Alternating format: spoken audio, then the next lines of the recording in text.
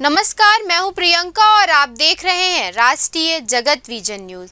बीजापुर के करेगुट्टा की पहाड़ी पर सुरक्षा बलों का सबसे बड़ा एंटी नक्सल ऑपरेशन जारी है, जिसमें अब तक 26 नक्सली मारे गए हैं, जिन पर लाखों रुपए का इनाम घोषित था। ऑपरेशन में ढेर हुए 26 नक्सलियों में से 21 की शिनाख्त कर ली गई है, वहीं 6 नक्सलियों की शिनाख्ती की प्रक्रिया जारी है। बीजापुर में सुरक्षा बलों द्वारा चलाए गए एंटी नक्सल ऑपरेशन में 22 नक्सलियों के मारे जाने के खबर के बाद से ही छत्तीसगढ़ की सियासत तेज हो गई है। पूर्व मुख्यमंत्री भूपेश बघेल ने बीजापुर में हुए नक्सल ऑपरेशन को लेकर सरकार को घेरते हुए कहा था कि नक्सल ऑपरेशन से जुड़ी घटनाओं और तथ्यों के आधार पर जो सच सामने आ रहा है, उससे लगता है कि नक्सल ऑपरेशन पर छत्तीसगढ़ सरकार का कोई नियंत्रण नहीं बचा है। प्रदेश के उप मुख्यमंत्री विजय शर्मा को तत्काल इस्तीफा दे देना चाहिए। इसका मतलब गृह मंत्री झूठ बोल रहे हैं। तो क्या गृह मंत्री को 1 मिनट भी पद में रहने लायक है क्या? जो दौड़ दौड़ के बस्तर जाते हैं और उसको ये भी पता नहीं कि ऑपरेशन संकल्प चल रहा है।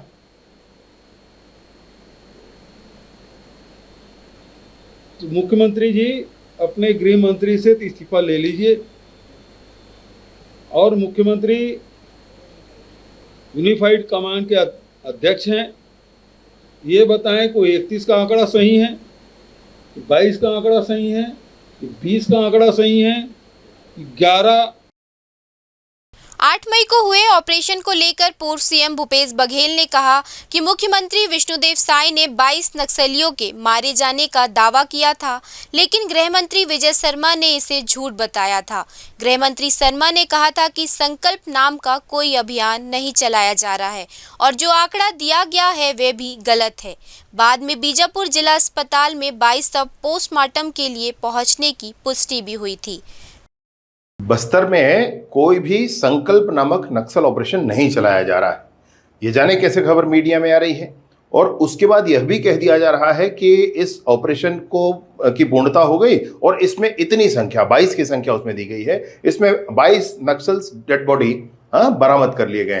तो ये जो संकल्प नामक ऑपरेशन की बात जो कही जा रही है, जाने कहां से निकल के आई है, परंतु यह भ्रामक है। ऐसा कोई भी ऑपरेशन, इस नाम का कोई भी ऑपरेशन नहीं चलाया जा रहा है। और दूसरा, ये जो आंकड़ा भी कहा जा रहा है, इस पूरे अभियान के पीछे अगर उसी अभियान के को सोच करके कहा जा रहा हो तो आंकड़ों से अतिरिक्त और भी बहुत कुछ है। और ये 22 का आंकड़ा भी बिल्कुल गलत है, ये 22 का आंकड़ा भी ठीक नहीं है। इसलिए जो कुछ भी है, जो करेगुट्टा के पहाड़ पर जो भी ऑपरेशन चलाए जा रहे हैं, वो अनेक चलने वाले ऑपरेशन की तरह यह भी एक ऑपरेशन है। इस ऑपरेशन को हमारे जवानों के भुजाओं की ताकत पर ही चलाया जा रहा है, जवानों के साहस शौर्य पर ही चलाया जा रहा है। और ये जब पूर्ण हो जाएगा तो इसकी पूरी जानकारी उपलब्ध कराई जाएगी, इसकी अधिकृत जानकारियां उपलब्ध कराई जाएंगी, तब अधिकृत आंकड़े और सारी चीज़ें सबके बीच रखी जाएंगी। इसलिए मैं बड़ी स्पष्टता से कहना चाहता हूं कि संकल्प नामक कोई भी ऑपरेशन, नक्सल ऑपरेशन वहां नहीं चलाया जा रहा है। और जो भी आंकड़े सामने आ रहे हैं वह भी भ्रामक है, वह गलत है। किसी भी सोर्स से अगर ये इन्फॉर्मेशन आ रहा है तो आप उसको न मानें।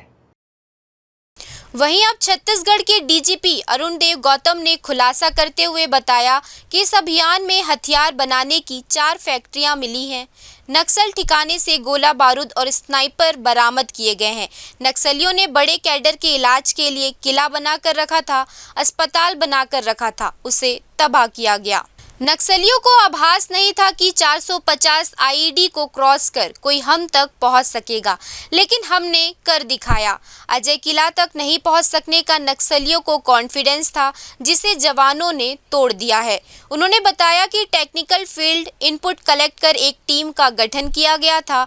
इनपुट मिलने के बाद 24 घंटे एनालिसिस किया गया, इसके बाद ऑपरेशन लॉन्च किया गया। पहाड़ी पर चढ़ने उतरने रास्ते पर लगाई गई आईईडी को डिफ्यूज किया गया है।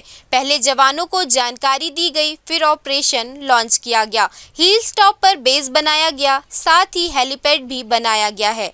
ऑपरेशन करेगुट्टा को लेकर मिली सफलता पर सीआरपीएफ डीजी जीपी सिंह और Chhattisgarh police DG Arundev Gautam press conference कर कामयाबी और चुनौतियों के बारे में बताया। इधर अफसरों के प्रेस वार्ता लेने से पहले ही नक्सलियों के सेंट्रल कमेटी सदस्य और प्रवक्ता अभय ने एक पर्चा जारी कर अपने 26 कामरेडों के मारे जाने की बात कबूली है। साथ ही पर्चे में लिखा है कि आदरणीय मोदी जी, आपकी सरकार शांति वार्ता के लिए तैयार है या नहीं, स्पष्ट करें। अभय ने शांति वार्ता की अपील की है। फिलहाल इस खबर में इतना ही। देश प्रदेश की खबरों से अपडेटेड रहने के लिए हमारे चैनल को सब्सक्राइब करें। नए खबरों के नोटिफिकेशन के लिए बेल आइकॉन जरूर दबाएं। नमस्कार।